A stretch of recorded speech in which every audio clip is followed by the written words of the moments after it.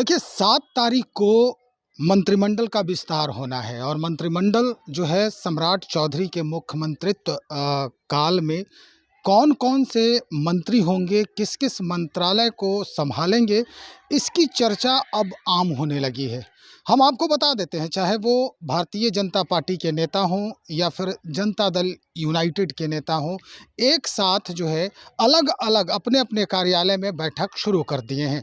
जदयू की बात करें तो वहाँ नीतीश कुमार के यानी पूर्व मुख्यमंत्री नीतीश कुमार के मार्गदर्शन में लोगों से बातचीत हुई है। हम आपको विजुअल के माध्यम से दिखा रहे हैं कि जदयू के लोग जो है नीतीश कुमार भी पहुँचे हैं और वहाँ जितने भी जीते हुए विधायक हैं जनता दल यूनाइटेड के, वो शिरकत कर रहे हैं। बातचीत हो रही है, लोगों का आदान-प्रदान, जो भी व्यक्ति है उसका आदान-प्रदान हो रहा है। वहीं भारतीय जनता पार्टी में भी हम विजुअल के माध्यम से आपको दिखा रहे हैं कैसे लोग वहाँ पर पहुँच रहे हैं और अब जो उनकी अभिव्यक्ति है वो क्या है, हम सीधा एक-एक करके सुनवाते हैं। आपको बता दें कि भारतीय जनता पार्टी में जितने भी जीते हुए विधायक हैं, चाहे वो नेता हों, जो नहीं भी जीते हैं वो उनका भी आज पहुंचना हुआ और सम्राट चौधरी के नेतृत्व में जो है वो एक बैठक हुई है। इधर नीतीश कुमार के नेतृत्व में एक बैठक हुई है। दोनों दलों ने अपने-अपने हिसाब से अपनी-अपनी जो अभिव्यक्ति है, दोनों दल के नेता जो हैं वो बातचीत करते नज़र आए। हम आपको सुनवा रहे हैं, दोनों दलों के नेता जो है क्या कुछ कहना चाह रहे हैं 7 तारीख के मंत्रिमंडल विस्तार कार्यक्रम को लेकर। कौन-कौन से लोग पहुंचने वाले हैं इस बैठक में, इस आयोजन में, हमने आपको पहले ही बताया है, तो हम सुनवाते हैं आपको। सबसे पहले हम भारतीय जनता पार्टी के उन नेताओं की अभिव्यक्ति सुनवाते हैं जो बैठक के बाद बाहर आ रहे हैं और मीडिया से रूबरू हो रहे हैं, और उसके बाद जनता दल यूनाइटेड के जो नेता हैं उनकी भी अभिव्यक्ति सुनवाते हैं। तो सुनिए और उसके बाद इस बाबत जो भी प्रतिक्रिया हो आपकी वो हम तक जरूर पहुंचाए। 7 तारीख को सारी बातें हम आपको ग्राउंड से ही बताएंगे, दिखाएंगे कौन सा मंत्रालय किसको मिलना। बने रहिएगा। बहुत शुक्रिया आपका। सम्राट चौधरी जी के मंत्रिमंडल का विस्तार गांधी मैदान में होगा। उसमें देश के माननीय प्रधानमंत्री नरेंद्र मोदी जी, हमारे राष्ट्रीय अध्यक्ष नितिन नवीन जी, आदरणीय गृह मंत्री अमित शाह जी, पूर्व राष्ट्रीय अध्यक्ष और स्वास्थ्य मंत्री आदरणीय जेपी नड्डा जी और एनडीए के सभी बिहार के जितने केंद्रीय मंत्री हैं, पूर्व मुख्यमंत्री नीतीश कुमार जी, चिराग पासवान जी, जीतन राम मांझी जी, गिरिराज जी, ललन बाबू समेत सभी एनडीए के नेता भाग लेंगे। और बंगाल में प्रचंड बहुमत से जीत के बाद प्रथम आगमन माननीय प्रधानमंत्री जी का हो रहा है। बड़ी तैयारी उनके स्वागत की जा रही है। ये सरकारी कार्यक्रम है, लेकिन भारतीय जनता पार्टी भी बड़ी तैयारी कर रही है उनके स्वागत के लिए। देखिए, हमारे जो पश्चिम बंगाल, बिहार और मतलब इन राज्यों में जो हमारी सरकार, हमारी जो पार्टियां का लीडिंग हुई, जीत हुई है, और बिहार में जो है कि मंत्रिमंडल का विस्तार होना है, गठन होना, शपथ होना है, तो हमारे प्रधानमंत्री जी आ रहे हैं, हमारे राष्ट्रीय अध्यक्ष जी आ रहे हैं, हमारे गृह मंत्री जी आ रहे हैं, पूर्व के हमारे राष्ट्रीय अध्यक्ष जी आ रहे हैं। तो ये भव्य उनकी स्वागत और भव्य तैयारी जो है कि गांधी मैदान में होगी। प्रधानमंत्री जी बंगाल की प्रचंड जीत के बाद पहली बार देश में दिल्ली से बाहर बिहार की धरती पर आ रहे हैं, इसलिए उनका स्वागत किस ढंग से किया जाए इसी पर केवल चर्चा हुई। मंत्रिमंडल में किन किन विधायकों का नाम आने की? नहीं, ये तो आप जानते हैं, कोई भारतीय जनता पार्टी का ये अपना एक तरीका है कि जिनको मंत्री बनना है वो कल शाम को ही उनको खबर जाएगी, उनको पता चलेगा कि कौन मंत्री बनेगा। नहीं, फोन कॉल आने शुरू हो गए, जिनको आए होंगे वो बताएंगे। बीजेपी के कितने चेहरे जा रहे हैं अभी? ये तो सारे शीर्षक में तुरंत बताएंगे, जैसा हम लोग भी आपके माध्यम से जो सुन रहे हैं उसमें तो 16 की बात चल रही है। युवा चेहरों को भी मौका मिलेगा? निश्चित रूप से मिलना चाहिए। आपका नाम आ रहा है?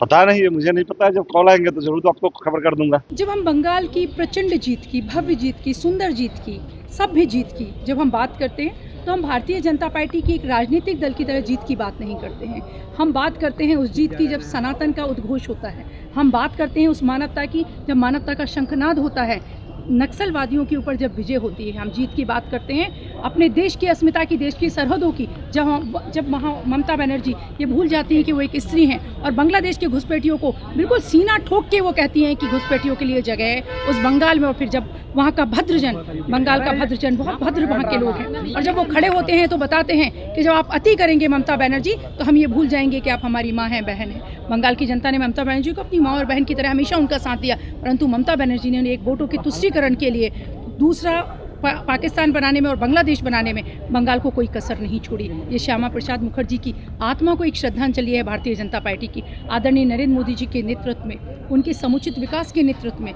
आदरणीय नितिन नवीन जी हमारे राष्ट्रीय अध्यक्ष जी के नेतृत्व में, हमारे संगठन के हजारों कार्यकर्ता ने वहाँ जाकर लगत सतत कार्यक्रम किया। उसकी एक ये जीत है और ये आप में से हर व्यक्ति की, देश के हर नागरिक की जीत है जो अपनी आने वाली पीढ़ियों के लिए एक सुरक्षित प्रदेश बनाना चाहता है, एक सुरक्षित भारत बनाना चाहता है, जिसकी सरहदें सुरक्षित हो, जिसकी संस्कृति सुरक्षित हो। ये वही महिला हैं जिन्होंने दुर्गा पांडाल, जो सबसे ज़्यादा दुर्गा पांडाल प्रिय होते हैं बंगाली लोगों को, उनमें नमाज पढ़वाई, ज़बरदस्ती उनको बंद कराया, तो वहाँ के लोगों ने बता दिया। क्योंकि जो महिलाएँ हैं, आप बंगाल की महिलाओं को विशेष से मैं कोटि कोटि प्रणाम करना चाहती हूँ, उनके चरणों में एक नागरिक होने के नाते, क्योंकि संस्कृति की वाहक होती हैं महिलाएँ, और जब संस्कृति की वाहक को लगता है कि संस्कृति खतरे में है, उनकी सरहदें खतरे में हैं, तो वो वोट के माध्यम से ऐसे ही अपना इंतकाम लेती हैं, जो हमारी बंगाल की बहनों ने लेकर दिखाया। कितना हास्यप्रद है, कितना हास्यप्रद है। जब वो चुनाव जीतती रही तो लूट नहीं था, लूटा है। आदरणीय नरेंद्र मोदी जी ने वहाँ के लोगों के हृदय को लूटा है। आदरणीय नितिन नवीन जी ने, राष्ट्रीय अध्यक्ष जी ने संगठन कर्ता के लोगों को मारा जा रहा था, वो मारने की जो झूठा प्लास्टर लपेट के आने वाली महिला के पास उस मारने की कोई क्लिप नहीं है, इससे कोई आश्चर्यजनक बात नहीं हो सकती। वो इससे ज़्यादा भी कुछ कह सकती है, क्योंकि ममता बनर्जी हैं जिनकी रग रग में ड्रामा है, तो इसलिए वो इससे ज़्यादा भी कुछ कह सकती है, तो आश्चर्यचकित होने की बात नहीं है। ऐसा कह रही है ममता बनर्जी, काउंटिंग में धांधली हुई है, तो उनके टीएमसी के गुंडे जो सरेआम किसी भी सभ्य व्यक्ति का कत्ल कर देते, तो जब काउंटिंग में धांधली हो रही थी तब वो क्या कर रही थी? काउंटिंग में धांधली नहीं हुई है। अब विजन स्पष्ट हो गया बंगाल के भद्रजनों का, वहाँ की बहनों का, जिन्होंने तय कर लिया है। आप खुद कल्पना करिए, आप सारे बुद्धिजीवी लोग हैं, पत्रकार लोग हैं, आप कल्पना करिए हमारी सरहद सुरक्षित नहीं, हमारे घर की महिलाओं की अस्मिता सुरक्षित नहीं, हमारी ज़िंदगी सुरक्षित नहीं, और ममता बनर्जी सोचती थी कि उनको हमेशा ऐसे वोट मिलता रहेगा। तो ये संभव नहीं, क्योंकि ये भारत की भूमि है जहाँ वसुदेव कुटुंबकम के साथ हम जीते हैं, अपनी सनातन परंपरा के साथ। पर जब इस पर वज्रपात किया जाता है तो फिर सुदर्शन चक्र चलता है अंतिम 99 गलतियों के साथ, और वही ममता बनर्जी किसी के साथ हुआ। के बारे में क्या कहेंगी? जहाँ जा रहे हैं वहाँ सुपड़ा साफ करवा दे रहे हैं। मैं हमेशा उनके विषय में एक बात कहती हूँ कि उन्हें कोई राजनीतिक, नैतिक, सामाजिक अधिकार नहीं कि वो कुछ भी कहें, और मुझे हमेशा उन पर एक सहानुभूति और दया आती है, जिसके पास इतनी बड़ी लेगेसी थी, जिनके पिता ने ये इन कैन किसी भी तरह से ये इन कैन करके एक बड़ी सा वोट बैंक को अपनी तरफ कर लिया था, और वो वोट बैंक भी वो संभाल कर नहीं रख पाए, क्योंकि उन्होंने समझा ही नहीं कि वो अब नई पीढ़ी में आ गए हैं। लाठी को तेल पिलाना और अपने युवाओं को भड़काना, कि आप सिर्फ एक भावनात्मक उनको अपील करके उनको, मैं कहना चाहती हूँ कि उनको भटकाया उन्होंने अपने जाति के लोगों को। और वो सबसे ज़्यादा अपराधी अगर उनकी जाति का कोई है तो तेजस्वी यादव खुद हैं, जो खुद सेटल हैं, उनका पूरा परिवार सेटल है, उनकी पत्नी के मायके के लोग भी सेटल हैं, परंतु उनकी जाति के युवा भटकते रहते हैं, हिंसा करते हुए, झगड़ा करते हुए, जो बहुत ही भावना से भरे हुए लोग हैं। वैसी जाति मिलते रहते हैं, उनका मार्गदर्शन लेते रहते हैं, उनसे औपचारिक भी भेंट करते रहते हैं। उनके मैंने एक पिता तुल्य हैं। मुख्यमंत्री जी ने भी, पूर्व मुख्यमंत्री देते रहे हैं और पहले भी देते रहे हैं। अब जो है उन लोग आपस में तय कर चुके हैं, बहुत ही सब कुछ आप सामने में आ जाएगा।